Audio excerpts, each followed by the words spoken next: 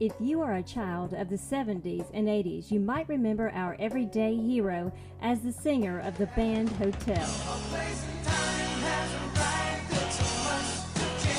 In the early 70s, started a band with a friend of mine, Tommy Calton, and we called ourselves Hotel, and we started writing our own music, and to make a real long story short, landed a record deal.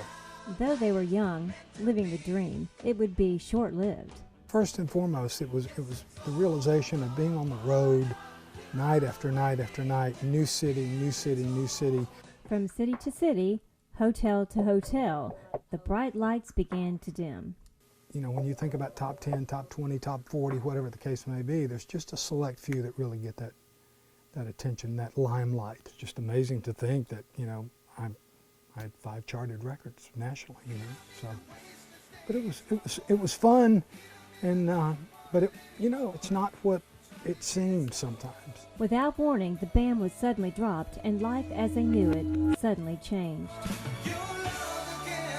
We were going to play Carnegie Hall with the Little River Band, and we needed $1,000 to get there.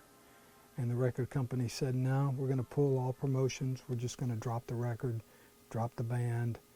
And it happened about like that. Within about 2 weeks, I can remember I went from playing in front of 30,000 people a night to basically 200. Years later, Marc would face another shock, this time life and death. I remember shaving one day, and I felt this area of my throat, and I had a lump. And I thought, this is weird, and I need to get this checked out. Since I'm a singer and I make my living singing and playing, I probably should get this checked out. And so within 2 or 3 days, I had a doctor's appointment, and I went to see an ENT, and he basically told me that I had a swollen lymph node, and to take, you know, 4 Advil a day and put a warm compress on it and come back and see him in a month. Searching for answers, a close friend encouraged Marc to get a second opinion. He set me up with a friend of his who was another ENT, and I went to him, and within 24 hours I found out that I had throat cancer. For the next couple of years, it was a rough road. I went through 7 weeks of radiation, chemotherapy, and really for about 2 years I didn't sing a note. Facing the fear that he may never sing again. Not being able to do that and take care of myself was a difficult journey for me as well. I didn't know whether I was going to talk ever again or be able to sing ever again. And then I watched my family kind of implode in front of my eyes. So the Lord that put me, allowed all that to happen. And honestly, it's the closest I've ever felt to God. Marc began to see himself in a win-win situation. If God takes me home, I win. And if He heals me on this side, I win. So I began to live my life that way through the journey of cancer. Now celebrating 8 years cancer-free, cancer is still something you live with. I live with cancer. Cancer will always be a part of me.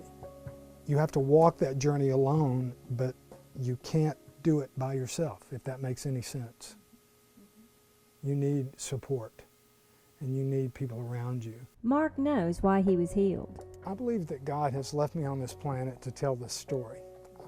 But now, having gone through it and realized the journey and realized how close it brought to me to God, and the realization of how real our God is, and the fact that when He says, I will never leave you nor will I forsake you, I will rescue you because you love me.